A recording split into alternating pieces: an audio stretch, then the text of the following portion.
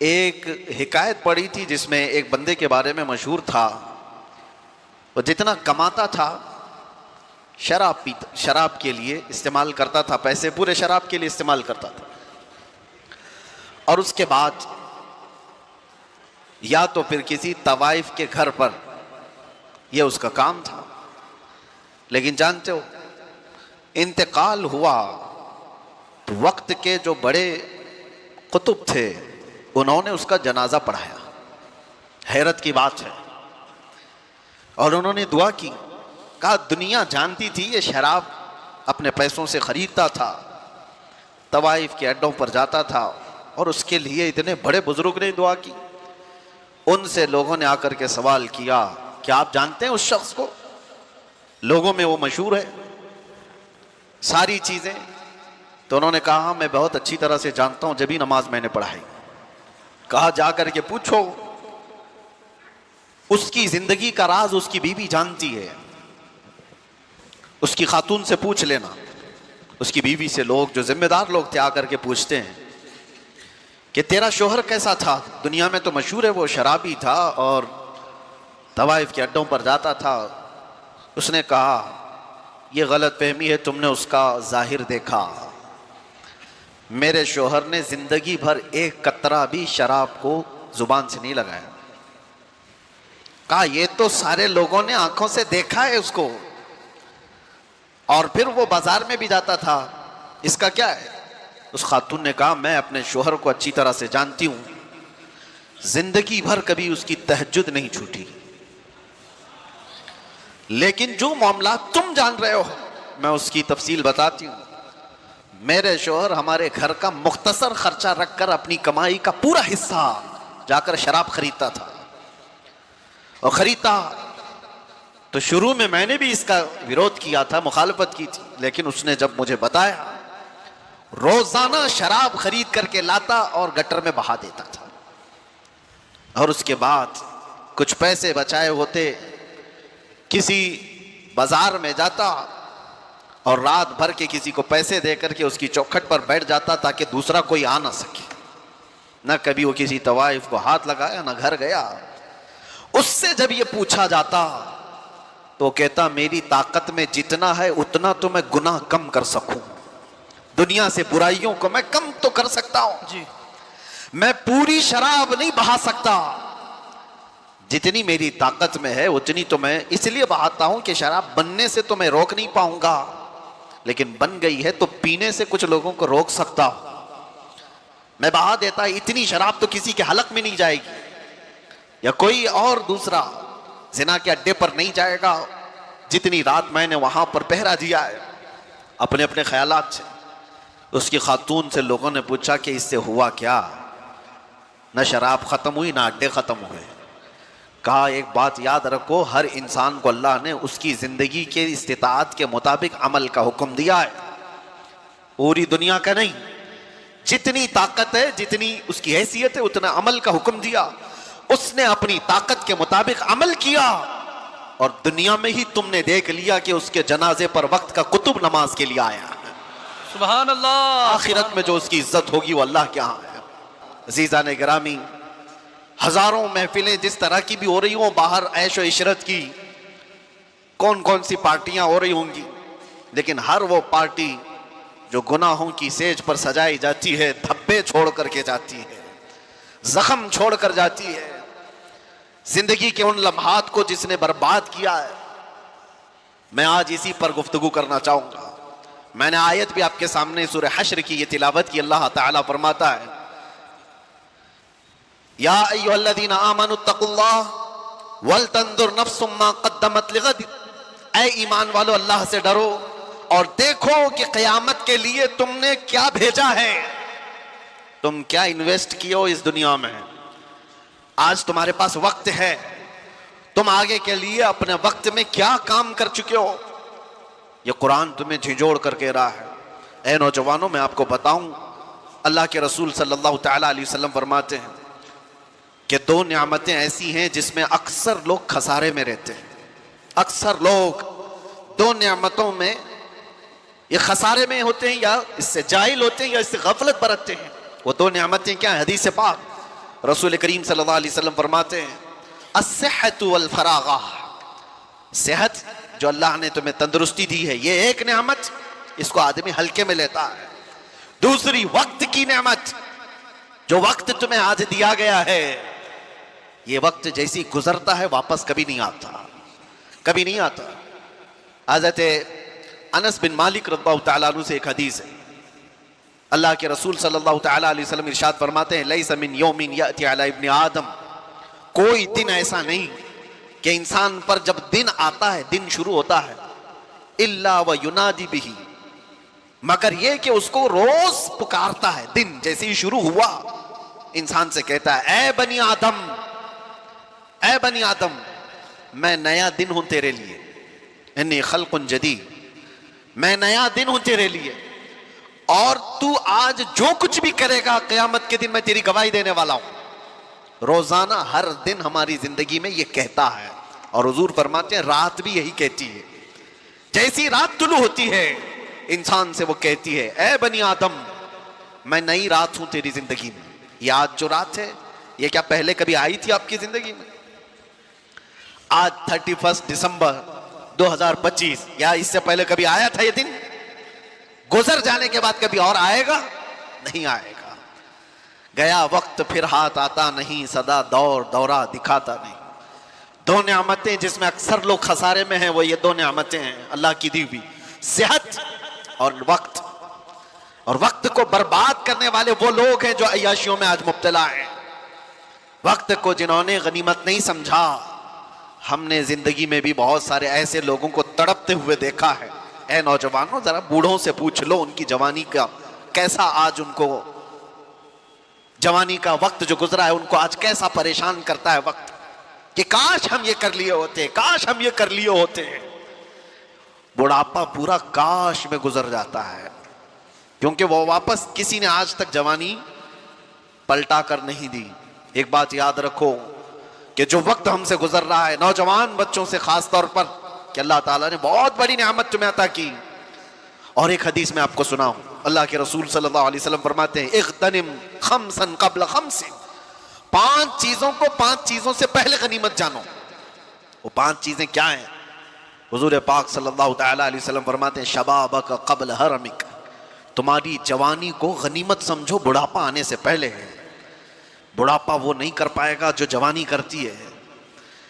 हुजूर फरमाते हैं सेहतक क़ब्ल सक़मिक, तुम्हारी जो तंदुरुस्ती है इसको गनीमत जानो बीमार होने से पहले। कभी हाथ उठाकर देखो, कभी पैर चलते हुए देखो तो अल्लाह का शुक्र करो कि मौला हाथ सलामत से चल रहा है, पैर सलामत से चल रहे हैं। आंखों से आज देख रहे हो, कितने ऐसे हैं जिनकी आंखें चली गई, उनको काला और सफेद भी नहीं मालूम, दिन और रात के बदलते हुए उजाले और अंधेरियां कुछ नहीं खबर। मेरे अजीजों, दांत सलामत हैं, खा पा रहे हो। उन लोगों से पूछो जिनसे रोटी का एक लुकमा भी अंदर नहीं जाता। सेहत अल्लाह ताला ने जो तुम्हें दिया है।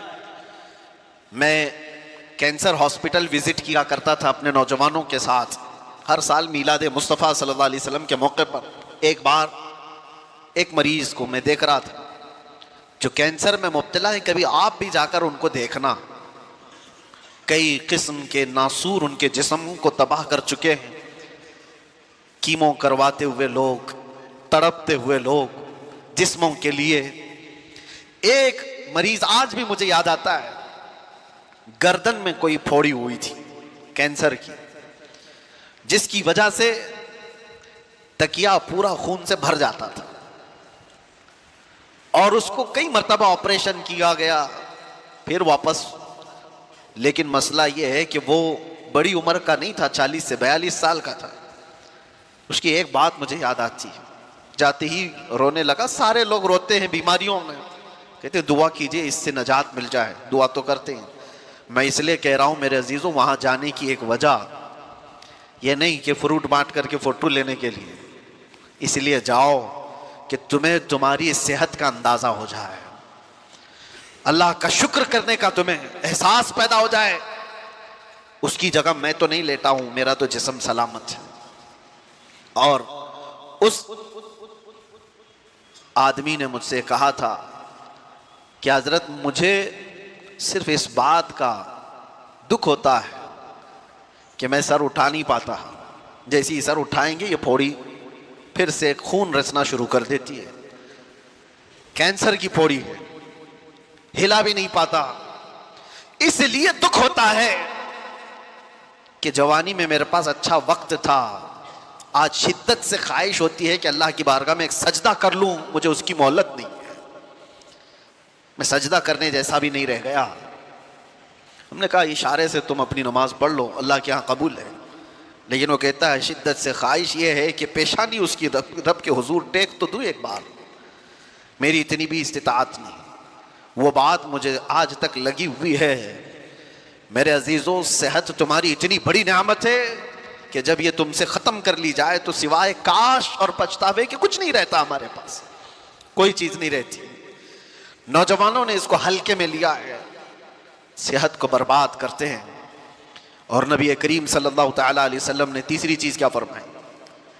आप सल्लल्लाहु तआला अलैहि वसल्लम फरमाते हैं ग़िना का क़ब्ल फ़क़रिक। आज अल्लाह ने तुम्हें तवंगरी दी है, माल और दौलत अता किया है, तो मोहताजी आने से पहले इस माल की गनीमत को समझो। इस पे अय्याशी मत करो, इसको बर्बाद मत करो। ऐसे मोहताज हो जाओगे कि फिर हमने ऐसे लोगों को भी देखा है जिनके पास थैले भर भर कर पैसे रखने की दास्तानें सुनाई जाती थी, लेकिन आज उनकी हालत यह है कि पड़ोसियों से रोटी मांग कर खाना पड़ता है। ये मैं मुबालगा नहीं कर रहा हूं, देखी हुई बातें हैं। कब तुम्हारा ये तवंगरी, तुम्हारा ये माल जाया हो जाए तुम्हें अंदाजा भी नहीं। साल साल भर में करोड़पति रोड़पति बन जाते हैं।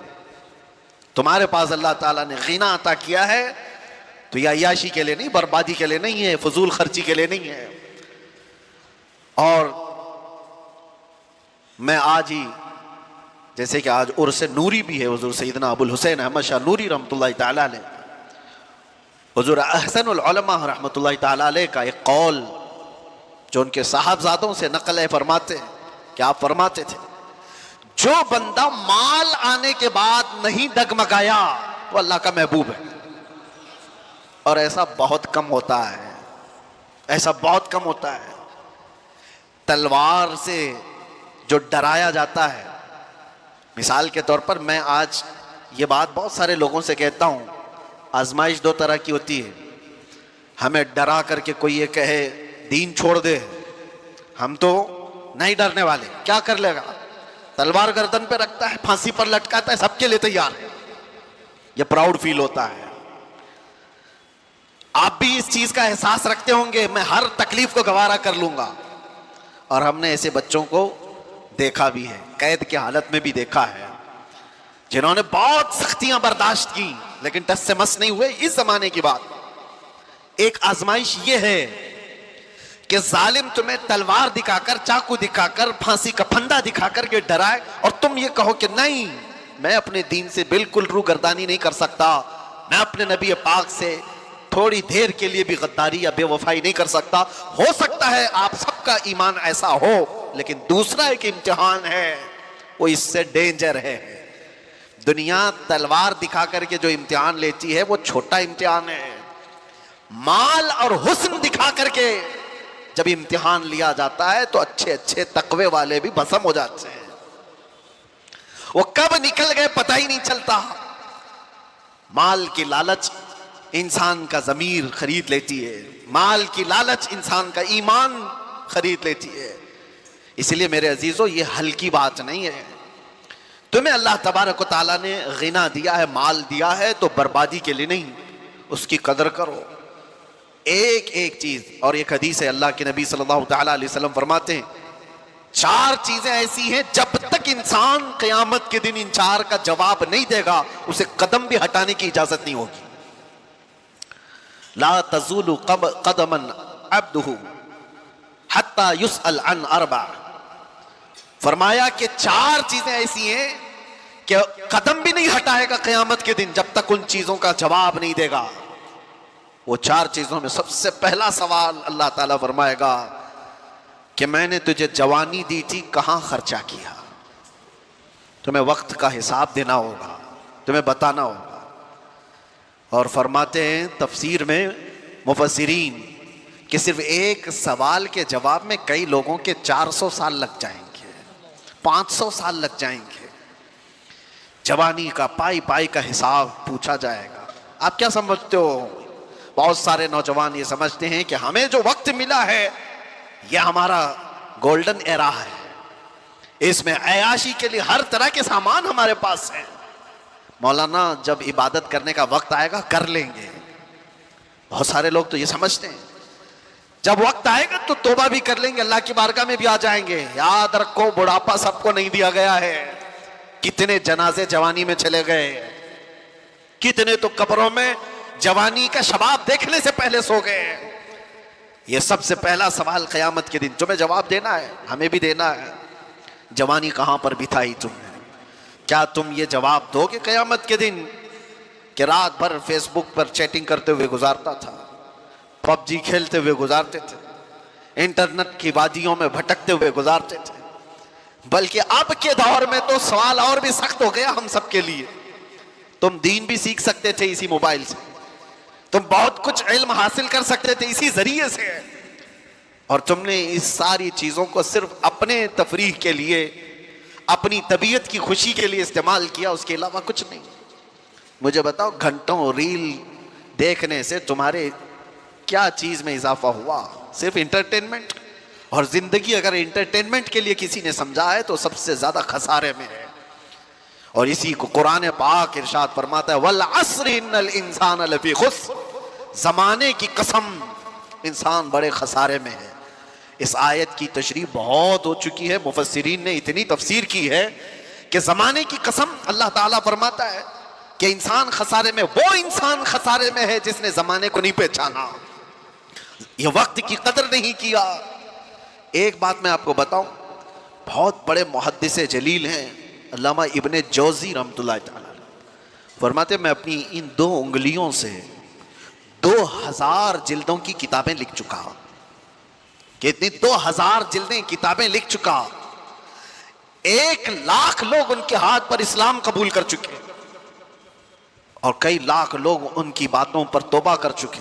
वो इब्ने जौजी के बारे में उनके नवासे हैं इमाम ज़हबी, वो फरमाते हैं कि इब्ने जौजी का हाल ये था कि मैंने उनको पूरी जिंदगी में जुमा और जमात के अलावा बाहर निकलते नहीं देखा। यहां तक कि हजरत अबू दाऊद ताई, एक बड़े सूफी बुजुर्ग हैं, फरमाते हैं वो चूरा खाते थे। चूरा समझते हैं? यानी किसी चीज को पूरा चूर करके सालन में भिगो दिया जाए, अक्सर वो खाते थे। तो उनसे पूछा गया, आप हर दिन ये चूरा क्यों खाते हैं? तवज्जो, इमाम इब्ने दाऊद ताई फरमाते हैं, इसलिए कि रोटी खाने में जितना वक्त लगता है उतने वक्त में मैं चूरा खाकर 40 आयतें पढ़ लेता हूं, मैं वक्त बचाता हूं। वो लोग रोटी में वक्त बचाने वाले लोग थे। मियाँ, रोटी खाने में कौन सा ज्यादा वक्त लगता है? आप तो इसको ताज्जुब से समझेंगे, लेकिन वो सूफिया थे, इतना वक्त भी जाया ना हो। एक बुजुर्ग हैं, अपने मुरीदीन के साथ बैठे हुए थे, अचानक वजू की हाजत हुई।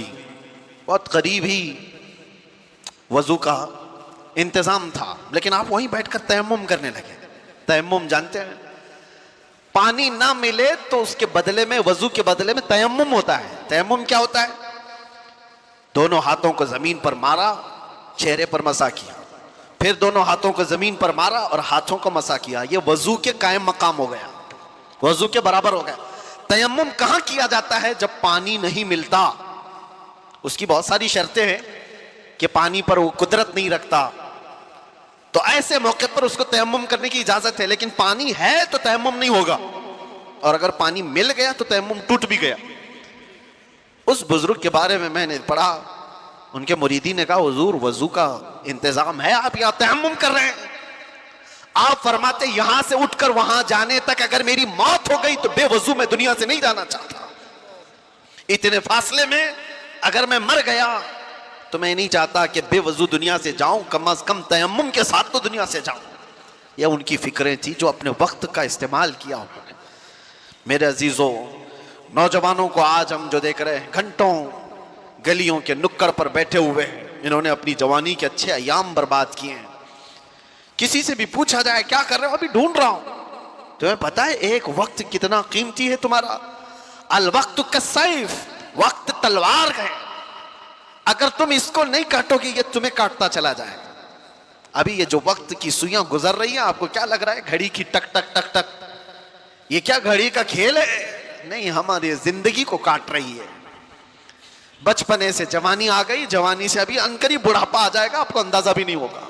और हम तो उस जमाने में जी रहे हैं जहां के मुतालिक मेरे आका सल्लल्लाहु अलैहि वसल्लम ने फरमाया था, कयामत के करीब तुम देखोगे साल महीनों की तरह गुजरेंगे, महीने हफ्ते की तरह गुजरेंगे, और हफ्ता दिन की तरह गुजरेगा, और दिन ऐसे गुजरेगा जैसे किसी बड़ी चीज को आग लगी और बुझ गई।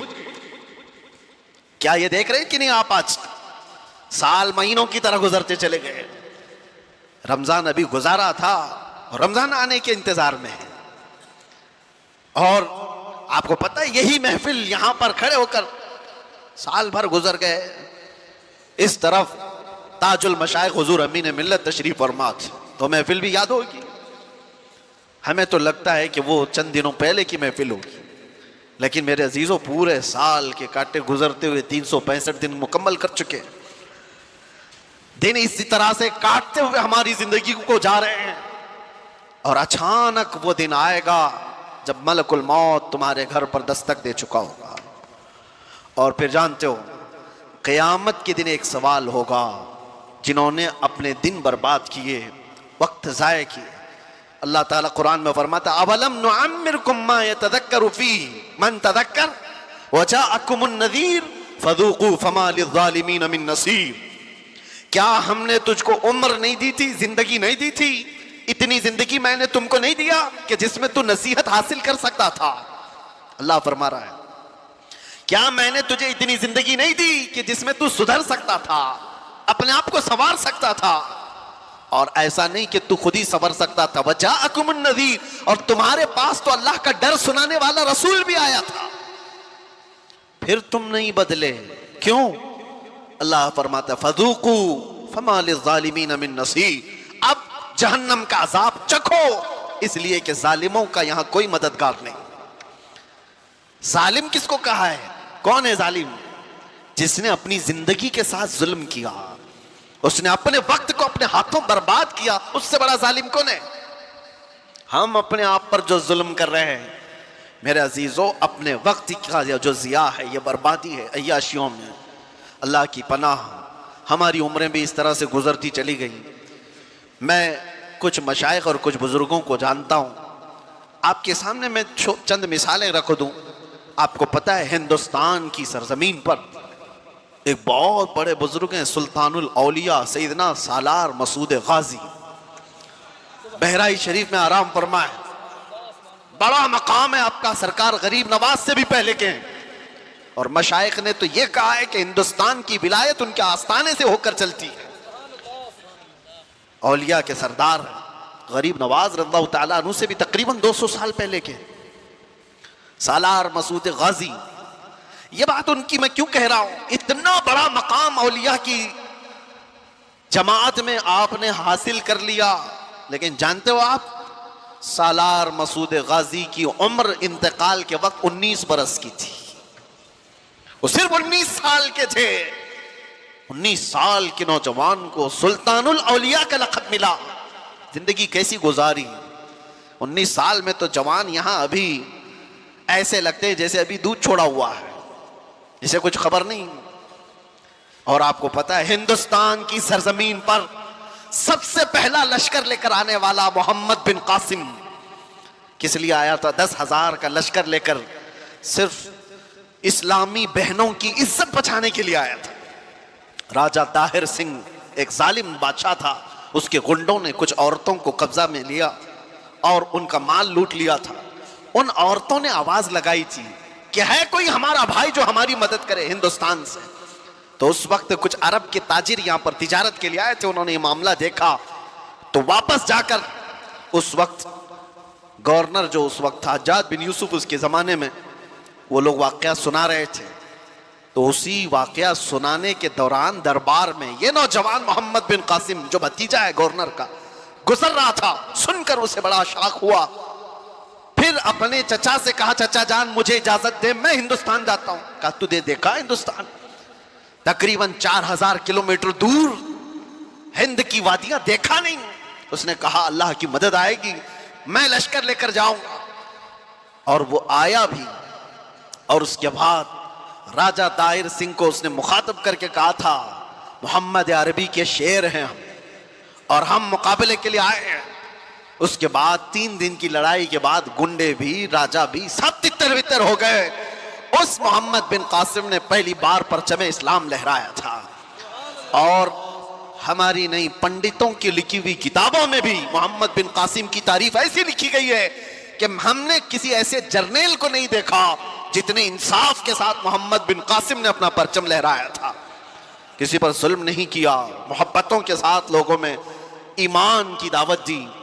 सोचिए आप, मोहम्मद बिन कासिम जो अपनी बहनों की इज्जत के लिए, उसके सगी बहनें क्या हैं, तो दूर, इतने देश दूर रहने वाली पीड़िताएं, मजलूमाएं, इनकी मदद के लिए वो वहां से चलकर आया, जंग भी किया, बहनों को आजाद भी कराया, और साथ ही ईमान की दौलत भी तकसीम किया लोगों में।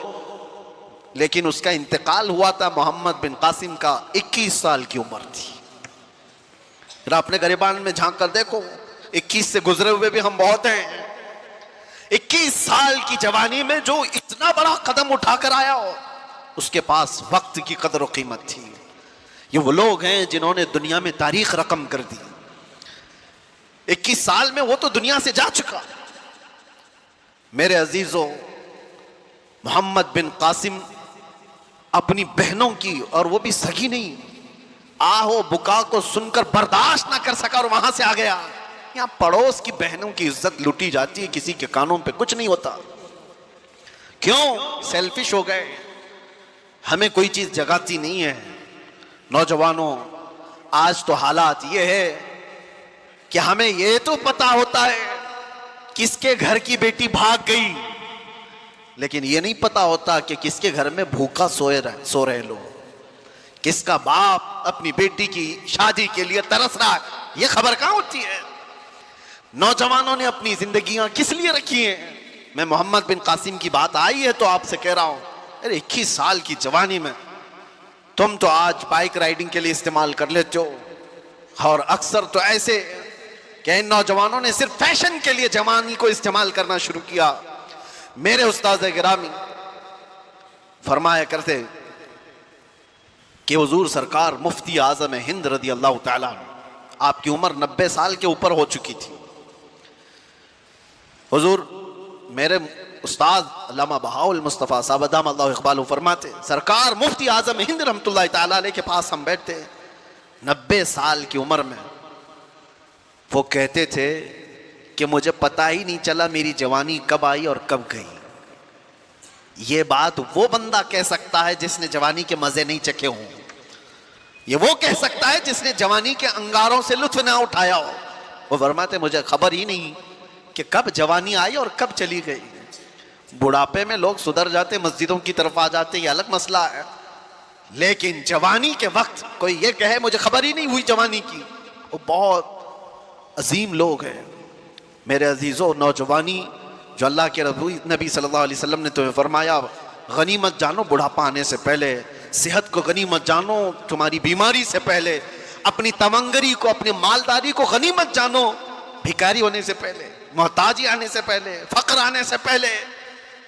और हुजूर पाक सल्लल्लाहु तआला अलैहि वसल्लम ने यह भी फरमाया, वक्त को गनीमत जानो कब्ल फिराग का, यानी तुम्हारा पास आज जो वक्त, आज अल फिरागत कब्ल मशगूलियत, यानी तुम्हारे मशगूल होने से पहले किसी चीज में तुमको ऐसा बिजी कर दिया जाएगा कि तुम्हें खबर भी नहीं हो। आज खाली वक्त है तो उसमें कुछ कर जाओ। जिक्र और अस्कार की ये जो महफिलें हैं, ये इन्वेस्टमेंट है तुम्हारा। बाद में शायद हो सकता है किसी ऐसी चीज में लग गए, वक्त ही नहीं मिलता।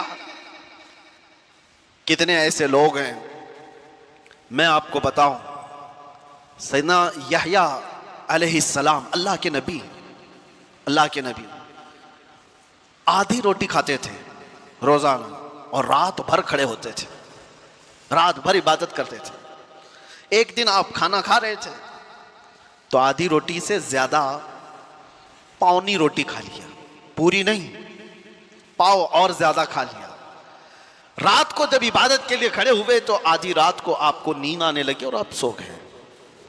फजर में उठे तो रब तबारक व तआला की तरफ से निदा आई, ऐ यहया, पाव रोटी ने तुझको मुझसे दूर कर दिया। आधी खाते थे और पूरी रात खड़े होकर मुझसे मुनाजात करते थे, ज्यादा रोटी ने तुम्हें थका दिया या फिर सुला दिया। मैं आज ये कह रहा हूं, कितने ऐसे नौजवान जो हमारे साथ मुसलसल पाबंदे सलात थे, नमाजें पढ़ते थे, कुछ ऐसे अयाम आए कि वो दिखते ही नहीं। फिर वो महफिलों में भी सरे महफिल बैठने वाले हाजिर बाश लोग, पूछा गया कहाँ हो, दिखते ही नहीं। कहा क्या करूं, जॉब से टाइम ही नहीं मिलता, क्या करूं, बिजनेस ऐसा हो गया है कि वक्त ही नहीं मिलता। इसीलिए अल्लाह के नबी सल्लल्लाहु अलैहि वसल्लम ने फरमाया, तुम्हारे पास जो आज वक्त है, तुम्हारे मशगूल होने से पहले इसको गनीमत जानो। कभी कभार बंदा ऐसी चीज में मशगूल हो जाता है कि उसे कुछ नहीं हासिल करने को मिलता। और वो नौजवान जो अभी शादी से पहले के हैं, क्या जिम्मेदारियां हैं तुम्हारे ऊपर, शादी हो जाने तो फिर देखो क्या क्या चीजें अचानक सर पर पड़ जाती। बीवी हुई, बच्चे हुए, और उसके बाद तो इसकी जिंदगी तो ऐसी, सुबह उठा, राशन लाया, कपड़े लाया, वो किया, ये किया, बच्चे को स्कूल छोड़ा है, वहां से लेकर के आए, जॉब पे जाए, खाना लाए, ट्यूशन पे छोड़े, यही सारी चीजों में मसरूफ हो गया बेचारा। और पहले इतना मसरूफ नहीं था, और ये मसरूफियत बढ़ती जाती है। तिजारत में जब कोई कदम रखता है, मैं नहीं कहता कि तिजारत हलाल नहीं, बहुत अच्छी चीज है, लेकिन आदमी को ये हमेशा याद रखना चाहिए, जैसी वो कदम आगे बढ़ाता जाता है, उसका जो खाली वक्त अल्लाह ने दिया था वो अब मशगूल होता चला जाएगा। और मशगूल अगर अच्छे कामों में हो जाए तो क्या कहने हैं, लेकिन दुनिया ने अगर उसको मशगूल कर लिया तो जो उसके पास थोड़ा बहुत वक्त मिलता था वो भी खत्म हो जाएगा। इसीलिए मेरे अजीजों, जिसके पास वक्त है, नौजवानों, ये नेकियों में इन्वेस्ट कर लो। जिसके पास कुछ पैसे रखे होते हैं ना, उनको लोग मशवरा यही देते हैं, क्या करेगा पैसे रख करके घर में, किसी चीज में लगा दे, इन्वेस्ट कर। घर में ये तिजोरी में सजा करके नोटों की गड्डियां रखेगा तो क्या हासिल क्या होगा, पैसे बढ़ेंगे तो नहीं। इन्वेस्ट कर तो बढ़ तो जाएंगे।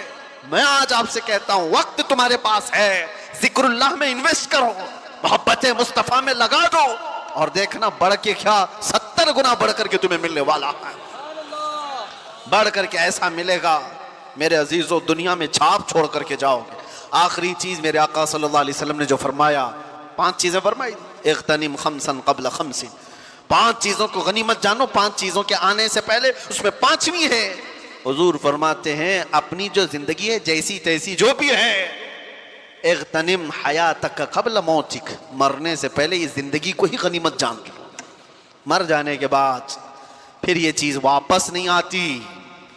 आज हम जिंदा हैं, एक दूसरे को देख रहे हैं, सुन रहे हैं, तुम्हारे हाथ उठ सकते हैं, पैर चल सकते हैं, तुम्हारी जुबान चल सकती है जिक्र इलाही में। जिस दिन रूह कब्ज कर ली गई और अचानक इस दुनिया से दूसरी दुनिया की तरफ रुखसत हुए, ना कोई अमल, ना कोई बातचीत, कुछ भी नहीं। मैं आपको बताऊं, अभी हफ्ता नहीं गुजरा होगा, हमारे पास हमारे मुहिब गिरामी बड़े पुराने हमारे ताल्लुकात में थे, हज़रत हाफिज कारी खुर्शीद साहब, अल्लाह उनकी मग़फ़िरत फरमाया। नागदेवी स्ट्रीट मस्जिद के इमाम थे 20 सालों से। हज़रत अल्लामा मुफ्ती ज़ुबैर साहब क़िबला के पुराने जानकारों में मुझसे अक्सर मिलने के लिए वो आए रात को, और बहुत देर तक बैठे, मुझसे कहने लगे, हज़रत मुझे रमज़ान में उम्रा के लिए जाना है। मैंने कहा इस साल तरावी नहीं सुनाओ क्या? कहा नहीं, इस साल दूसरे नायब सुना रहे हैं। मस्जिद वालों ने कहा इस साल पूरा मदीने में आप रमज़ान गुजारो। मैंने कहा बहुत अच्छा है। वो हमारे साथ जाने के लिए सारी बातें की हैं, मरकज़ की हमारी जो तामीर हो रही है देखने के लिए गए, सारी चीज़ें। मैं वहाँ से निकल कर अजमेर शरीफ के सफ़र पर गया, दूसरा दिन नहीं गुजरा अभी। उनके साथ जो आए, कई तस्वीरें भी उनकी मौजूद थी। उनके शागिर्द ने मुझे मैसेज दिया, मैं प्लेन में बैठा हूँ, कि कारी साहब का इंतकाल हो चुका है। मैं कहा कौन कारी साहब? कहा आपके पास अभी जो आके गए। कहा कैसे? अच्छे भले इंसान, उम्रा का प्लान करके गए हो, कल यहां पर कौन काम करने के लिए आएगा, पीओपी वाले, उनको डायरेक्शन दे करके गए हो कि ये लोग आएंगे यहाँ काम करेंगे, सारी चीजें। हाँ कुछ नहीं, घर जा रहे थे, ईशा पढ़कर रास्ते में अटैक आया और घर पहुंचने से पहले उनकी रूह कब्ज हो चुकी थी, हॉस्पिटल भी नहीं जा सके। इतने शौक देती हैं ऐसी चीजें। एक दिन पहले बंदा जो हमारे साथ बैठे चाय पानी कर रहा हो, रात को सुबह वो कब्रिस्तान में उसकी कब्र फूलों से सजी हुई नजर आ रही है, मनो मिट्टी तले जा चुका हो, दिल को दहला देने वाली चीजें। इसीलिए अल्लाह के नबी सल्लल्लाहु अलैहि वसल्लम ने फरमाया मौत तुम्हारे लिए नसीहत करती है, ए नौजवानों, जनाजे उठा करके कह लगाते हुए मत जाओ, कब्रिस्तानों में हंसी मजाक करके मत आओ, वो सब तुम्हें नसीहत कर रहे हैं, वास कर रहे हैं, हम जा चुके, तुम्हारा नंबर है, तुम आने वाले हो। इसीलिए कहा गया ना जनाजे को सबसे आगे रखा जाए, चलने वाले सबसे पीछे चलें। क्यों? उसको देख करके कि जनाजे में सोया हुआ मर्द या औरत, वो मैयत जो मैं पुकार करके कहता हुआ जाता है, जिस तरह आज तुमने मुझे आगे रखा पीछे चल रहे हो, इसी तरह कब्र में भी मेरे पीछे तुम ही आने वाले हो। हम सब उसी मंजिल के मुसाफिर हैं। अल्लाह के नबी सल्लल्लाहु अलैहि वसल्लम ने क्या फरमाया? इग़्तनिम खमसन क़ब्ल खमसिन, 5 चीजों को 5 चीजों से पहले गनीमत जानो। उसमें 5वीं चीज हुजूर फरमाते हैं अपनी जिंदगी को मौत से पहले गनीमत जानो। एक एक वक्त तुम्हारे पास जो गुजरता जा रहा है, अफसोस और पछतावे का ना हो। मौत के वक्त हजरत सुफियान सौरी रदी अल्लाह तआला अन्हु मशहूर बुजुर्ग हैं, फरमाते हैं एक जनाजा जा रहा था, उसमें एक बच्ची साथ में जा रही थी, उसके बाप का जनाजा था, रोती हुई जा रही थी, बहुत रोती हुई जा रही थी। देखा वो क्या कह रही थी, हजरत सुफियान सौरी देखते हैं 8 साल की बच्ची है, वो ये कहती जा रही है कि बाबा आज हमारे घर पर बड़ी मुसीबत आई, ऐसी मुसीबत कभी आई नहीं थी। तो उन्होंने उस बच्ची से रोक करके कहा बेटा तुम्हारे घर पर नहीं, जो तेरे बाप पर आई है ना मौत, इससे बड़ी कभी आ नहीं सकती, वो सबसे बड़ी है। तुम तो दूसरे दिन नॉर्मल हो जाओगे, खाने पीने लग जाओगे, जिस पर मौत आई है वो सबसे बड़ी आजमाइश है उसके लिए। तू ये नहीं जानती कि तेरे बाप पर जो आई है वो सबसे बड़ी है। उसके बाद उस बाप को जनाजा ले जा करके दफन कर दिया गया। दूसरे दिन हजरत सुफियान सौरी कब्रिस्तान गए थे, उस लड़की को देखा अपने बाप की कब्र के पास बैठी रो रही है, अपने बाप की मोहब्बत में मुब्तला थी और कहती है बीमार था मेरा बाप, और कब्र से बातें कर रही है, अब्बा कल की रात कैसी गुजरी तुम्हारी, जब घर पर होते तो मैं बिछोना लगा देती थी, और घर पर होते तो मैं तुम्हें ओढ़ने के लिए चादर देती, घर पर तुम बीमार थे तो तुम्हें मैं पकड़कर उठाती थी, तुम्हें दवाइयां ला देती, खाना खिलाती थी, और तुम्हें थपक करके मैं सुलाती थी। अब्बा जान कल की रात कैसी गुजरी तुम्हारी, कब्र की पहली रात। हजरत सुफियान सौरी उस बच्ची की बातें सुन रहे थे पीछे खड़े होकर। फिर आपने आकर के कहा बेटा बाप से ये मत पूछ कि कल की रात कैसी गुजरी, और तू अपने वाकयात मत बता कि मैं तुझे बिस्तर पर उठाती थी, सुलाती थी, चादर देती थी, थपकती थी। ये पूछ बाबा हमने जो कफन पहना कर भेजा था उसको फरिश्तों ने रखा है या उसको निकाल कर नंगा कर दिया है। ये पूछ कि तुझे हमने सही सलामत जिस्म के साथ भेजा था, कहीं इस सही सलामत जिस्म पर सांप और बिच्छुओं ने तो हमला नहीं कर दिया है। ये पूछ अपनी बाप से।